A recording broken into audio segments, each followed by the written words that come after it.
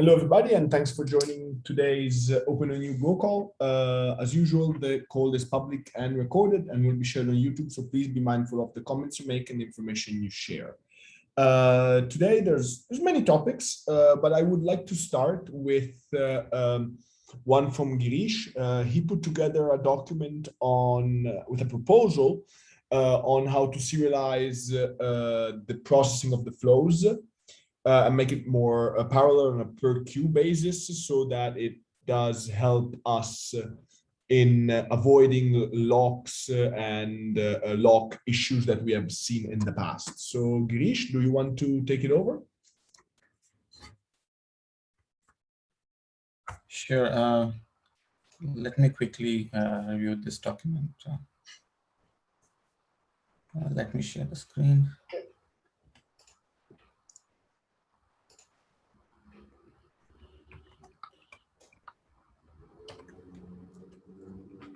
Just give me a minute.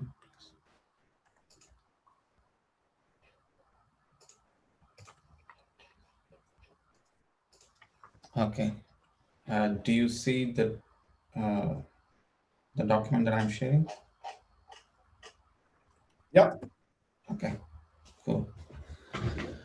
Okay. So this document, shares some details on how we could serialize flow and TP messages in the OpenONU co-adapter. The main motivation to do this was we were seeing a few deadlock issues in the OpenONU Go as it tried to parallelly handle, the flow messages, flow mod messages, or the TP messages. Also, the code was getting more and more complicated due to this parallel handling. So it made sense to simplify the code by serially handling this flow and TP messages on a per ONU device ID, UNI ID, TP ID tuple. It would be parallel across other ONU device ID, UNI ID, and TP ID, but it would be serialized for a given ONU device ID, UNI ID, and TP ID. This would make code much more simple, less complex, and more predictable. Before we even do this, I mean, the expectation from the hierarchy and transport layers would be that we have ordered delivery of the flow mod and TP messages. So the TP messages are delivered by the OpenOLT adapter, and it already guarantees ordered delivery of these TP messages. Regarding the flow mod messages which comes from the northbound, we saw a few issues and we have already identified those. Thanks to Theo and David. I think we are in the process of fixing those issues, but yeah, I mean, I think we should have those fixes in some time. And the transport we use right now is Kafka, and that would move to gRPC. I think both of these, deliver, ensure ordered delivery of the messages. I mean, as long as you, I mean, I don't see any problems with these transport layers that we use. The first approach was, I don't want to go into too many low-level details, as this was a high-level design document. I might not have thought of too many low-level details, but I just wanted to give a high-level picture of the approach I had in mind. So in the first approach, the flow mod messages and the TP messages would be queued into separate buffer channels, and they would be picked by a next event processing module and ensure that each of these messages are picked in a certain order that makes sense for the OpenONU Go adapter to configure the ANI and the VLAN FSMs. And then it would deliver these messages to those FSMs ensure that those messages are completely handled by that FSM, and then acknowledge back the caller, and then pick the next event. So here, yeah, I mean, the complexity involved is, of course, in the next event processing module. I mean, so the problem would be that if there are any duplicates, messages, flow mode messages arriving, or the TP messages arriving, of course, that is actually going to complicate things. So it has to take care of, removing the duplicates, or if there are any unordered messages in these queues, it has to take care of ordering them. So those are highly complex. I mean, so that's why it was mentioned that the prerequisite is that we have ordered delivery of the flow and TP messages. Is there any order dependencies between the flows and the TPs, such that there has to be synchronization between those two queues? Yes, there is an order dependency between the flow and the TP. So even before the flow is configured, we need to ensure that the TP is configured, and only after the flow is removed, the TP is to be removed. Yes, there is an order dependency between the flow and the TP, and these two events are coming from two different sources. So that is a complexity involved in the next event processing module to synchronize these two messages. Yes. Okay, I haven't read the document. Is there a proposed approach somewhere on how that's going to be managed? Yes, there is. Okay. I don't mean to take you off kilter. So if it's further down, that's fine. Okay.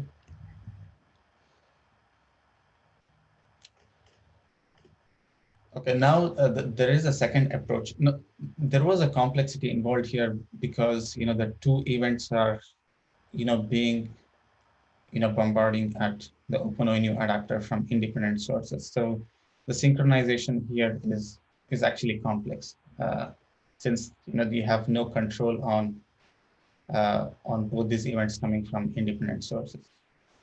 I have a second approach where the next event processing module can actually pick up the TP messages as and when it wants. Say, for example, it has, let me go into the details. So from the NBI, the flows are arriving at the OpenONU adapter. It is going to actually queue them. So as soon as it's better actually I go to the FSM. So a flow event arrives and it's actually queued. So the first thing that it could be add or remove. Let's assume it's add for now. So if it checks whether the TP download is done for the given ONU device ID, UNI ID, and TP ID tuple. It can extract the TP ID from the flow message. This is the first flow, so it's not done. It goes here. So then it actually pulls it actually starts watching on the etcd store. It knows the exact path where it has to acquire the TP instance from, because each of the TP instance object is actually pushed onto the etcd store. So it actually starts watching on the etcd store on the given TP instance path. So as soon as it receives the TP event, let's not go into the failure case as of now. So if the TP event is valid, so it is actually going to push the TP message to the ANI FSM and wait for the response. So it's a success. So it's actually, it's going to check if the flow was waiting to be processed. So then it actually goes and pushes that flow message to the flow FSM, and it receives the response. It's a success.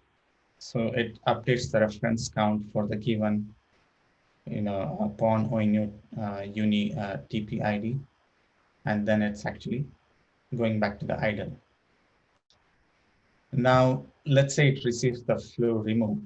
So it's going to extract.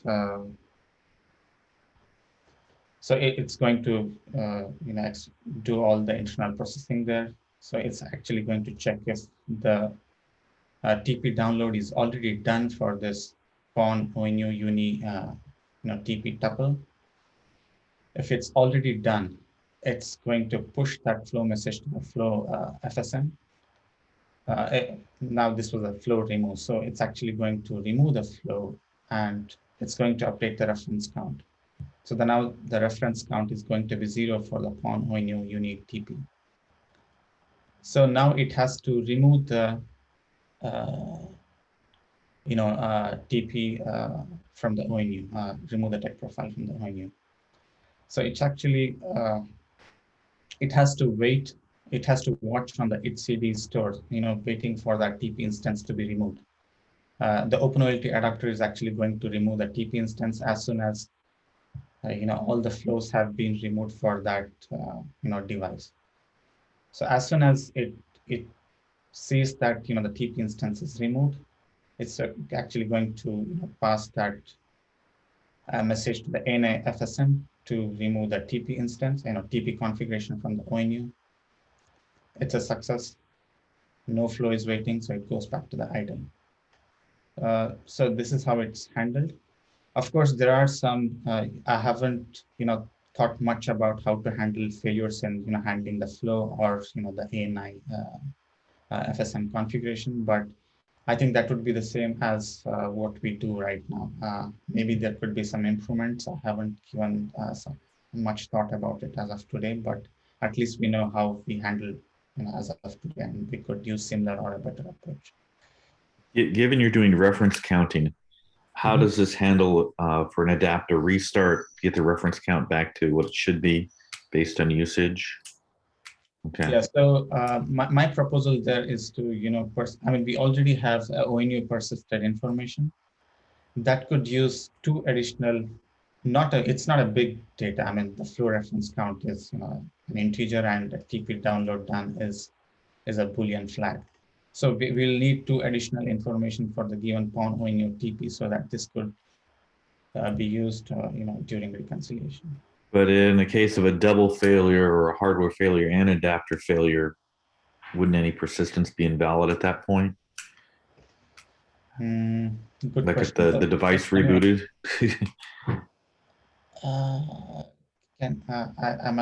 I'm not able to get my head around that. So can Okay. you that a little?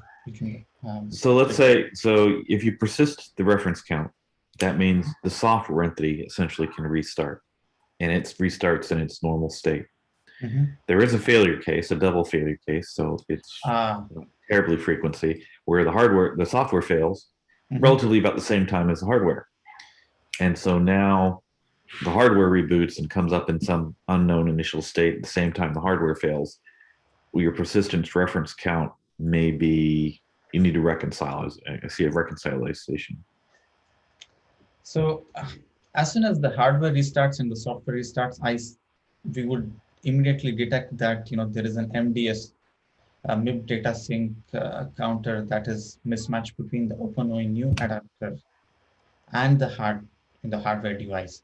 So the first thing that the OpenONU adapter would do is to MIB reset and download all the previous known correct configuration onto the ONU. Okay. Let me document that. This is actually a good question. This is my first thought. It may be correct or it may be wrong, but I'm going to document that. Right. Mikhail or Holger, if you're on the call, do you think that's the right approach? Yes, should basically be okay. Okay. And Girish, one question. In this processing, also gem port and tcon delete requests are playing a role. Do we have to consider them also, or are they completely independent of this TP processing? Okay, so the OpenOLT adapter is still going to push the TP delete, TP add messages. For now, the adapter has to just act those messages saying okay, but because it's going to use the watch API on the etcd to handle TP add and TP delete. At some point in the future, we need to see if that is to be deprecated.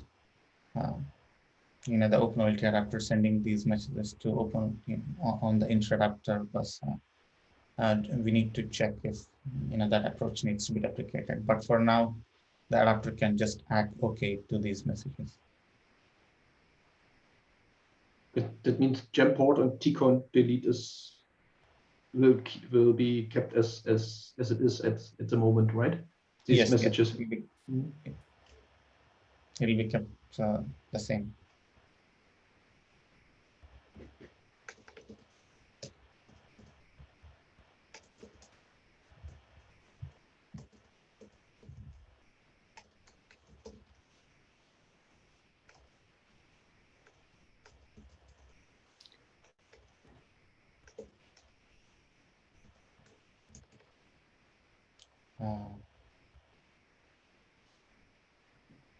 I'll come back to this later. I'll put it in and put more details in here. But Girish, the last point I understood a little bit different. I think also the tech profile processing will be changed. As far as I understood, your idea would be to store the tech profile configuration state in etcd, but to do the real OMSI processing on that corresponding to your scheme that you have showed here. So if there is a tech profile configuration, it is just stored to the etcd, but the real tech profile configuration towards the ONU is only done, or also the tech profile deletion is only done according to the state of your algorithm here. Yeah. I see some problems with that. I think it's not that easy, and it's quite different from what we are doing now, because at the moment we store the etc data only after the tech profile processing, either some configuration or some removal was successful. So we have in the etcd store the data that can also be used for reconciliation according to what was done before. And in your approach, the etc data store might be different from the real configuration state. So it's a little bit complicated and must be considered carefully then. Okay, not sure I understood completely. Do you mind putting in some comments here? Did you mention which etcd data are you talking about? You explained that if a flow comes in, Mm-hmm. then you inspect the etc data first in order to check if you have to configure the tech profile. And if you find something in the etc data, then you start configuring it using the ANI FSM. Yeah. And that means that you have to store the profile configuration to the etc data already, let's say, independent on what you have done on the OMSI side. It's just a flag indicating that, whether the TP is done or not for the given ONU unit TP. Yes, but you have to keep sequences anyway. You have to keep the sequence, for instance, that you have to remove the tech profile only after you have removed the flow. So yeah, that means that then you have to store the data in the etc, what was really configured there. In my understanding, in your way, independent from what you do on the OMSI, because you decouple the ANI processing from the etc data storage. And that might be misleading in case of reconciliation.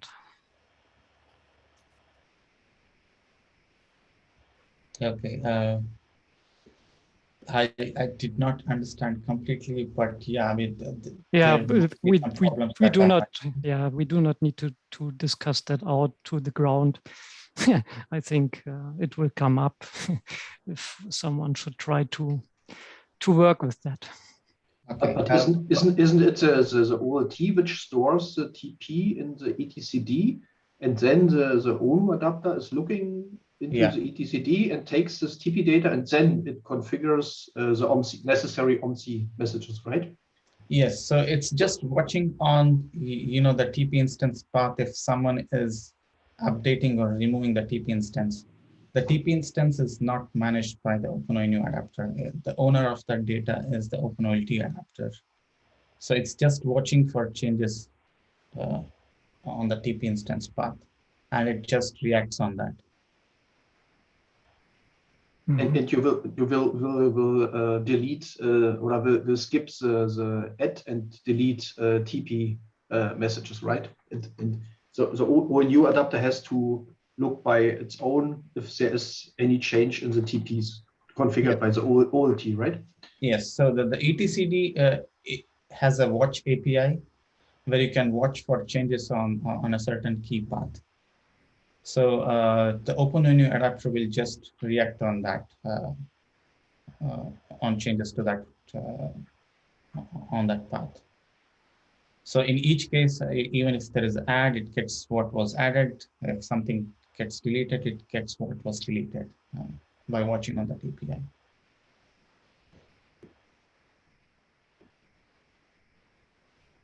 Yeah. In any case, Mikhail, do you mind putting in a comment? That could be valid, or that could be that would not be a concern also. So in any case, I will have a look in detail and again respond. Yeah, you won't get any comments from me for a certain time because I'm going on holiday. So by now there won't be some remark from my side. Okay. Anyway, I will start implementing something. I might hit some bottleneck that you mentioned, if there is something. Girish, this watching on etcd. First of all, as far as I understand, you're removing the TP delayed messages or GAM delayed and TCON delayed messages, and you're going to watch the technology profile instance on the etcd. Yeah. Is that correct? So, and then be careful to handle it in a way that we may, replace etcd with something else. Right. Mahir, if I understand what you're suggesting correctly, you're saying place the watch in Voltalib Go, so that if we ever change the backend, we don't have an issue because we just change the way the Voltalib Go mechanism checks for things. Is that what you're saying? Yeah, partly. I mean, if this say the way that we are going to implement this, if it's highly, depends on some features of some kind of third-party tools, then we have to, get rid of this, because we may change this third-party tool. For example, in etcd case, we sometimes think to change it with Redis or sometimes with relational database, etc. So if this new, say, tools, this relational database or Redis doesn't have this kind of, say, APIs or this kind of features, then this may be a problem for us. We shouldn't put this, say, tool-dependent things into our design. Okay. So we should put it into Voltalib, yes, and we should know that if someday we will change this tool, we can reuse this API again. Yeah, I totally agreed with that, Mahir. One more thing. Yeah, I go ahead, Angelo. One more thing from my side. while it's good that you could start implementing this, I would expect this to be merged only after the Kafka to gRPCs. We're not going to merge this earlier. So if there is something more urgent, I would advise to start working on that in order not to create a huge rebase issue for you and Ken. No, I'm no way going to finish this soon.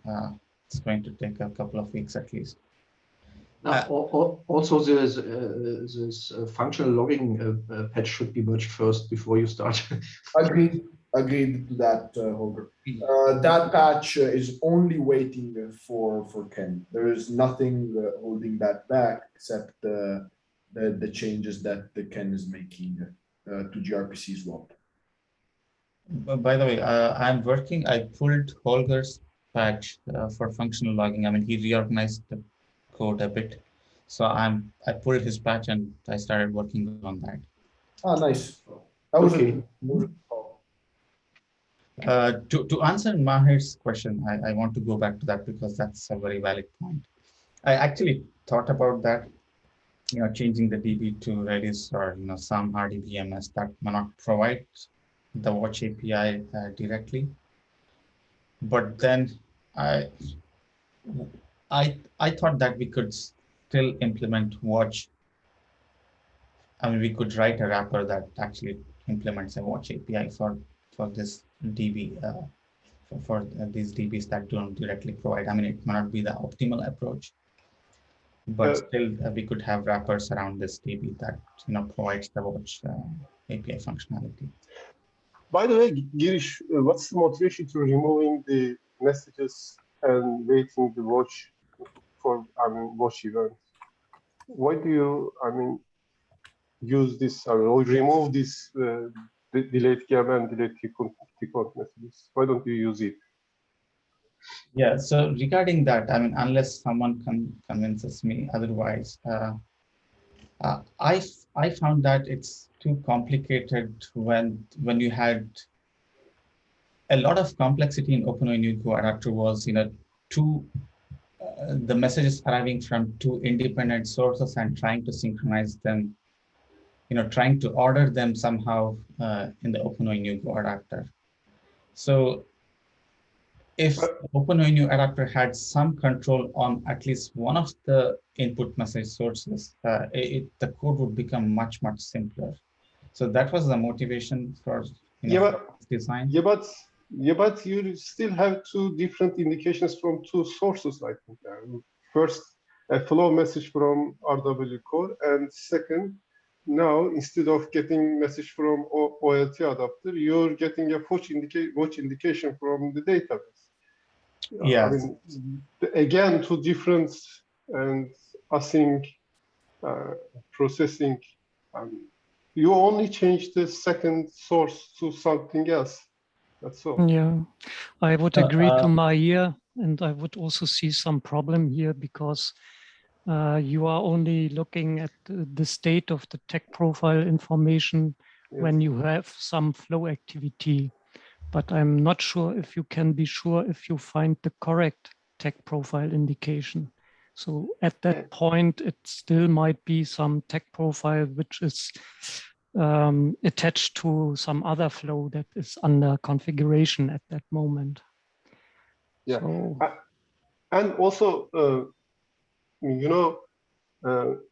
don't know if you can, in ONU adapter, if you can decide to remove any tcont or gem ports correctly when you get this watch from the etcds, which says that the technology profile is removed. Because in some cases, the tconts or gem ports are shared between different technology profile instances. In this case, how can you be sure that this tcont should be removed in this technology profile removal case? I don't know if you get the point, but I mean, you will get only technology profile removal indication now from the database. You don't know if you need to delete the tconts and gem ports in this technology profile instance, because you have to know that it isn't shared, that the tcont, for example, isn't shared by another technology profile instance means another subscriber. So OLT adapter now tracks this information, and in case the T-count or GAMPOT isn't used by any other subscriber or any other UNI, then it sends the remove T-count or remove GAMPOT message. So now you have to implement this logic in ONU adapter somehow. Okay, both are valid points. So regarding the first one, so it doesn't continuously watch on the TP instance path, you know. So it only watches when it has processed the flow, and it thinks that the TP is to be removed or TP is to be added. So it's possible that the TP instance could be added or removed before it starts watching. So the first thing that it would do is to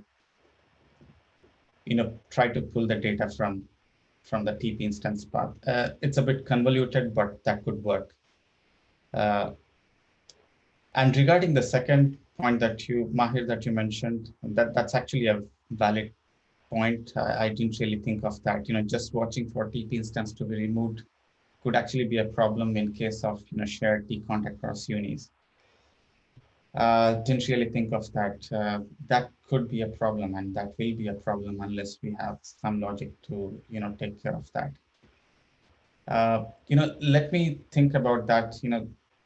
That way, the first approach could actually solve that problem. I mean, we don't really have that, but it could be slightly more complicated to synchronize these events. But the reference count maintaining the reference count for the flow could actually help some synchronization here. So it could actually only pick up the TP messages for removal when the reference count is 0. Or if it's the first flow that's referring the given PON ONU unit TP, it could pick the TP messages for processing. Yeah, that could actually help here. Let me think a bit more. Yeah, but I see problems here in the second approach.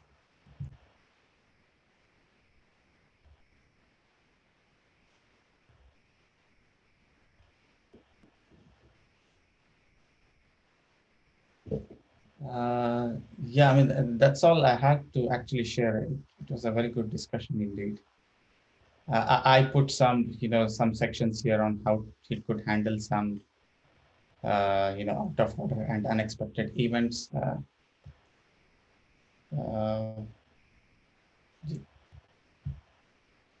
It's not completely refined yet. One approach that I had was, to flush the TP and the flow queue, raise alarm event to the northbound, and reboot the ONU and let the operator or then operator workflow or the name layer to detect these alarms and take care of reconfiguring this ONU.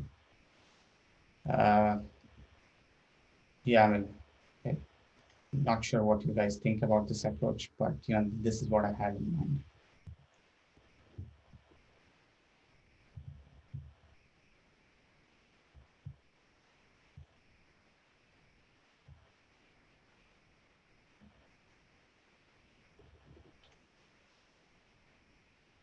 Okay. Any further comments? I'm going to rework on the approach one a bit more. I see some problems in approach two, as you guys mentioned.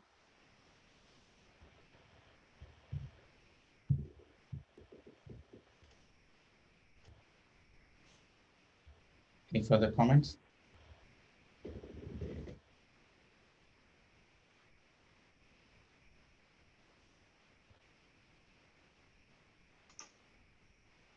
No.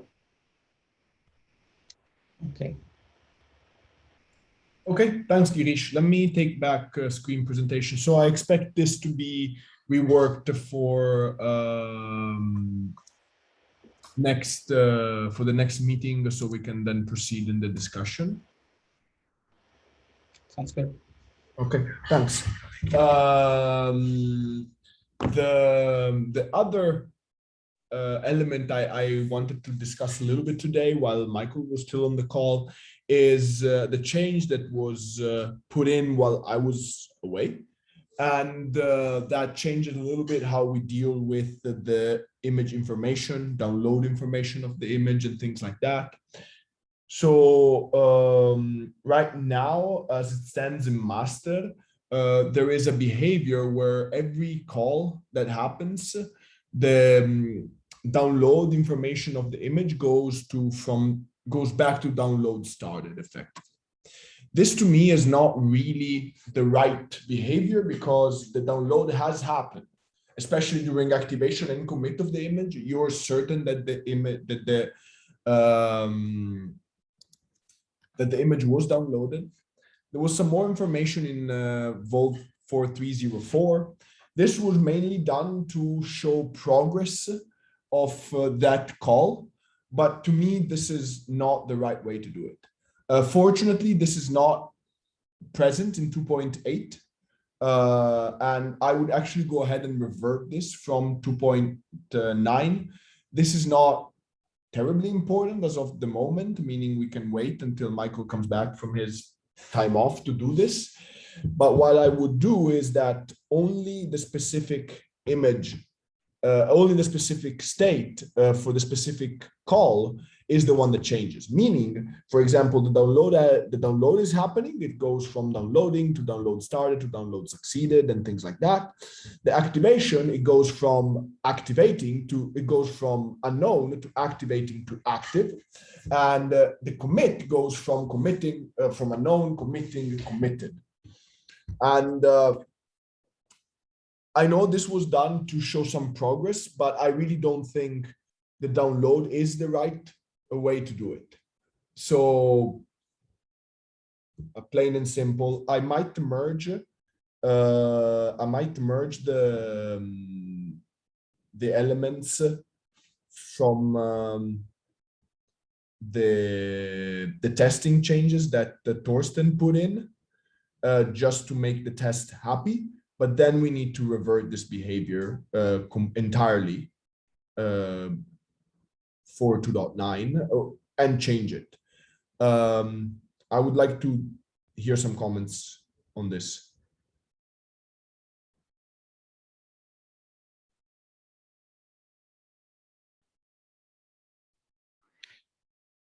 Well, as you explained, the intention of this was to reinterpret the download state kind of a way in order to use that more as a upgrade state more generally, and to have the information about downloaded or downloading or committing or activating really in the image state, which is a separate state.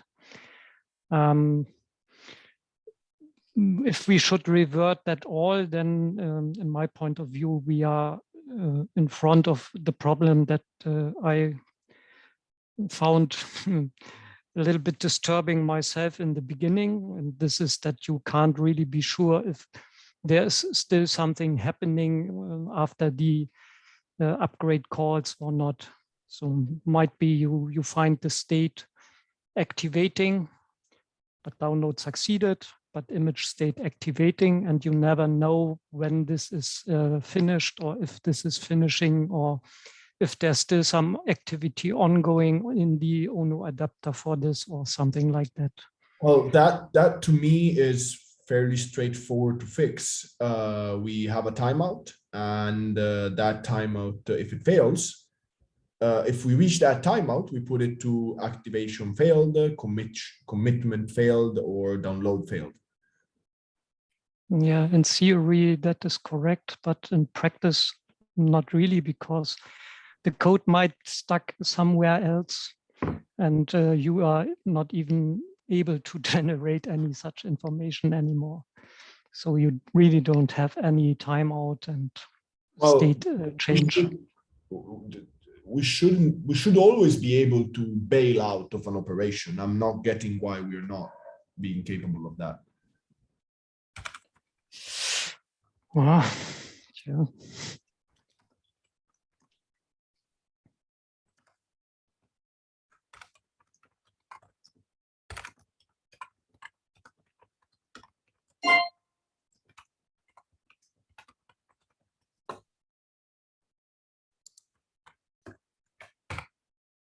So let's do this. I think let's merge the test fix. Otherwise, the whole test is not going to run on master, and we won't catch other regressions.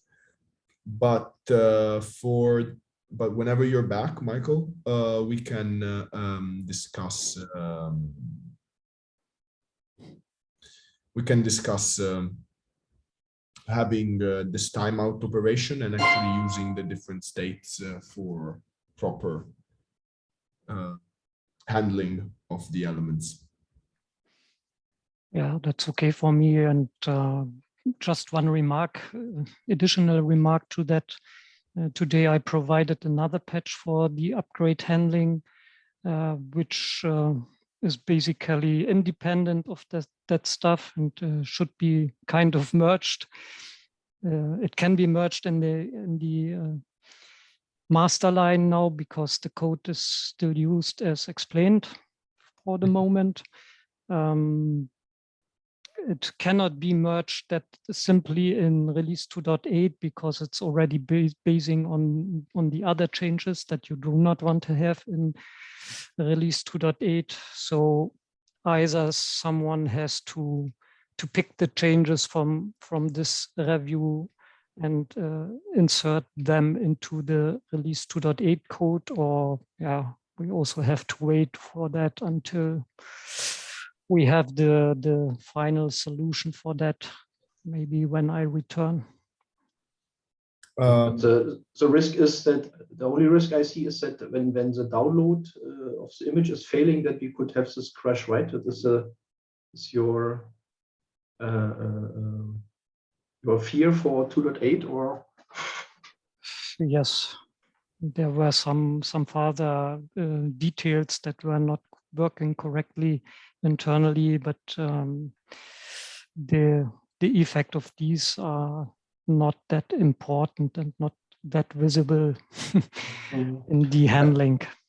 The background is actually only during my tests here in Docker Compose environment and with remote connection to the testbed, there was a scenario where the download of the image to the adapter took longer than 10 seconds, which is the currently configured timeout, and then we run into some crash situation. So this could be avoided if one increases this timeout. So it could be easily circumvent. And I think, Michael, this was never observed in ONF or in real deployments, right? These downloads were much faster than this 10 seconds, right? Last point is right, but the explanation is not quite right. It's the effect was not bound to the adapter timeout for the download to the adapter. The effect was bound to a real HTTP error during the transport. So okay. This is not directly connected to this timeout. So you cannot be sure that the effect happens even though you have the correct and corresponding timeout configured for the upgrade process. Okay, but it was what I saw was that when increasing the timeout, it was running. But okay, we saw in a log that there was a different issue, right? Yes. Mm-hmm. I see. So the recommendation really would be to at least introduce some of the changes of this last review into 2.8. Yeah, but from the timeline, we have to see when it's best done. Let me do that. I'll take a look at this and see how hard it's going to be to port them on the existing 2.8, and I'll make a decision either to do it right now and I'll do it myself, or wait for you.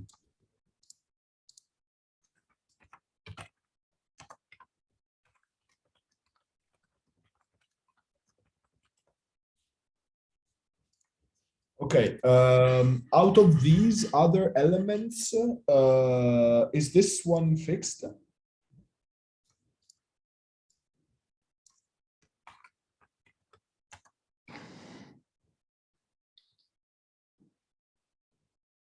Does anybody know?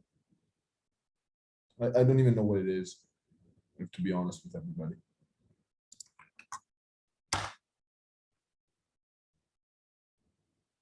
Nope, seems not. Okay. Let me give it to Salman. Yeah, we discussed, I think last time, that's lower priority.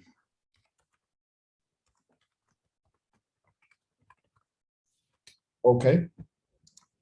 Anything else on these? I expect these to be done, right?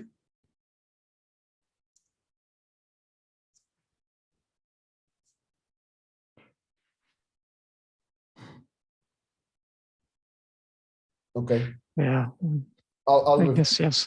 You have merged all the latest changes, basically, except the upgrade patch to 2.8. So for the moment, my assumption is that all these issues are solved in release 2.8 as well. Okay. Let me review this.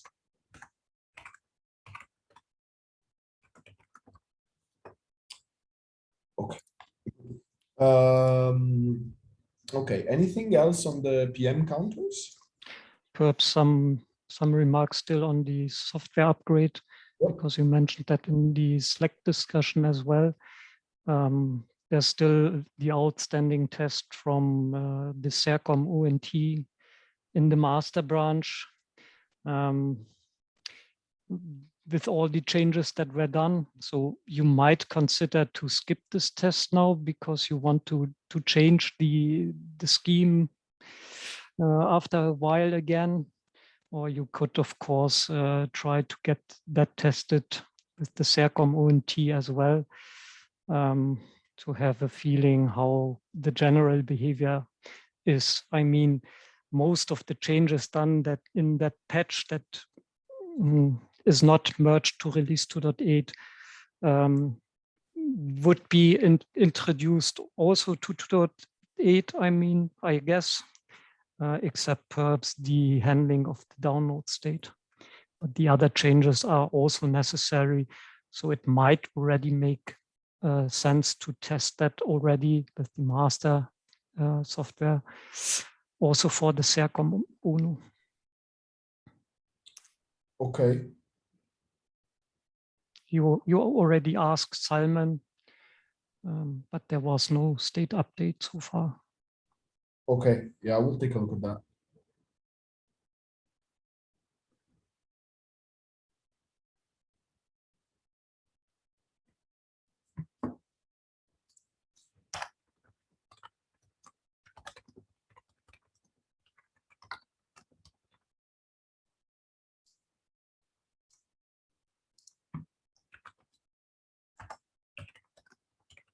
Yeah, or also Alpha ONU, I don't know, whatever can be tested in the hardware labs. Yep. Okay. Yeah, I will do that. I will take a look. On the PM counters, is there any update, Girish, Shimani? Anything you guys want to share? Anything that needs discussion on this?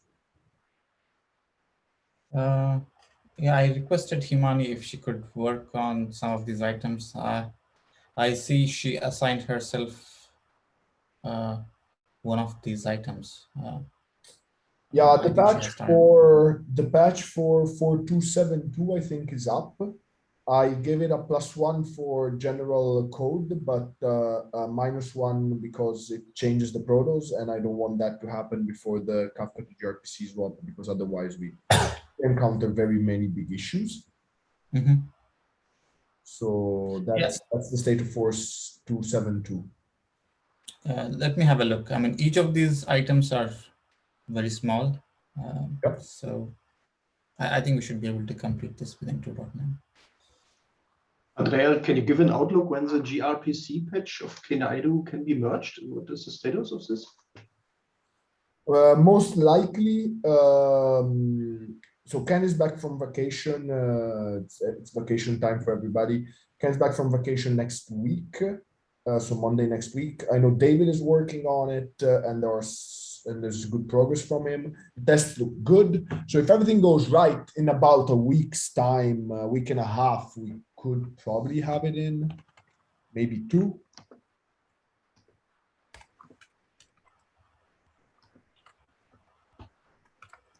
I mean, I think some of this is going to rely on the message synchronization or message order issue that Teo's working on too.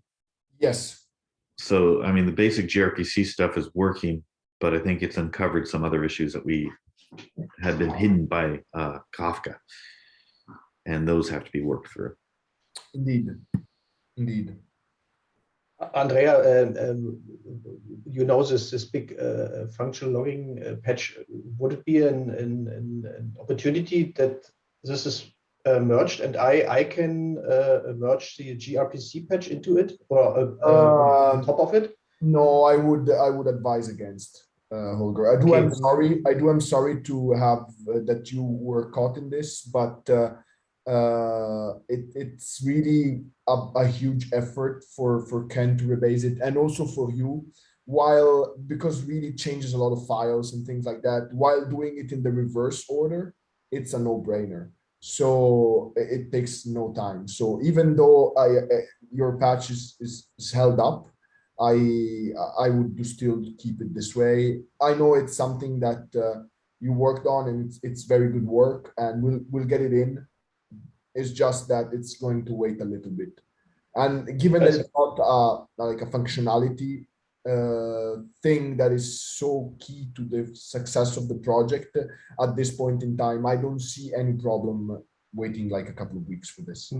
That's only that when patch are summarizing, that also my merge is getting bigger and bigger. That's why. Yes, I know. I can help you with that. It's just that at the moment I feel that from the two, yours is the easiest one. Yeah, I will keep it up to date as I can incrementally, and that this final merge is not so big. Okay. Thanks. Much appreciated. Much appreciated. Okay. Thanks. So on the unknown elements parsing, is there any update here? I see some stuff from Chip and some stuff from Girish. Was this done?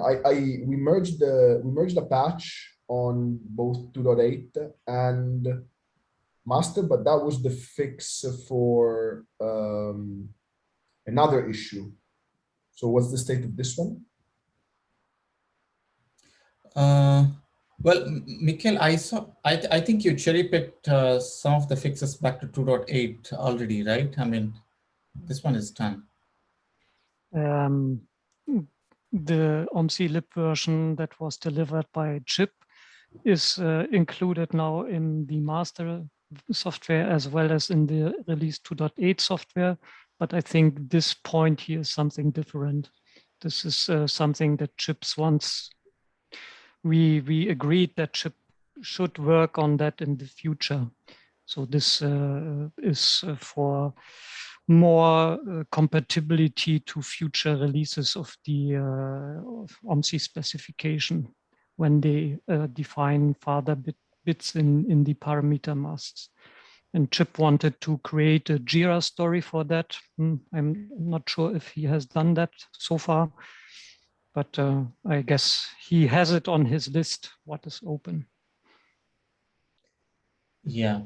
So Andrea, there were two things. So the first one was cherry picking, and I thought I would do it, but Mikhail has done it. Thank you, Mikhail. So that one is done, but we will need to release a Helm chart. We need Yes, a Helm that chart. I will do. Okay. And the next one was upgrading to a later version of the OMCI library. I mean, the OMCI specification. We don't have a patch yet.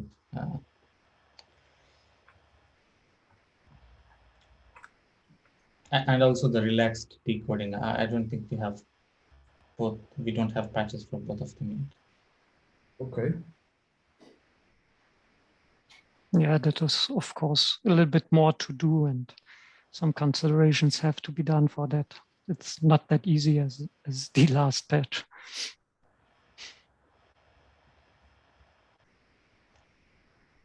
Yep.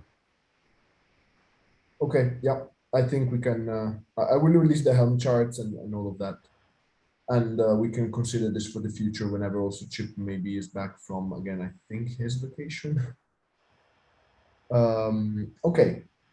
Anything in the next 2 minutes? I will skip the last bullets and address them next time. But if anybody has anything urgent that needs to be brought up, I give this 2 minutes for that.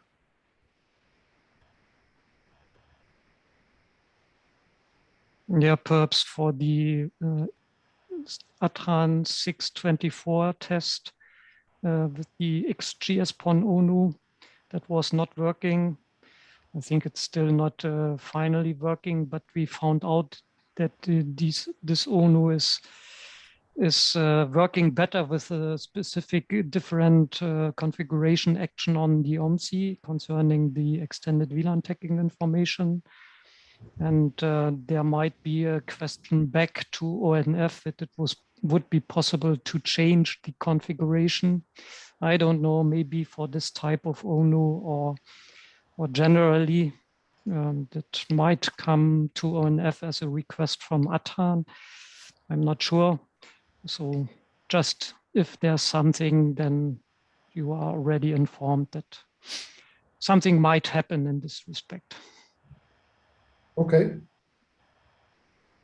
I'm not so really sure if we really should adapt the behavior, and if perhaps only for this type of ONU, because this might affect the behavior for all the other ONUs as well. So it needs retesting for all the different ONU types. I'm not sure if that is a good idea, and yeah. But you can wait if there's some request then from some site at a certain time. Okay.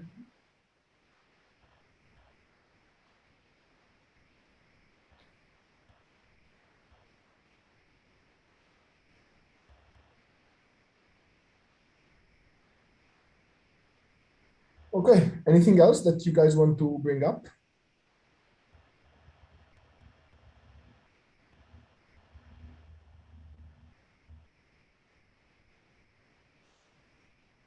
No? Okay, then if not, thanks everybody for joining. I'll talk to you again next week. And I guess, Michael, have a good vacation, and we'll see you when you're back.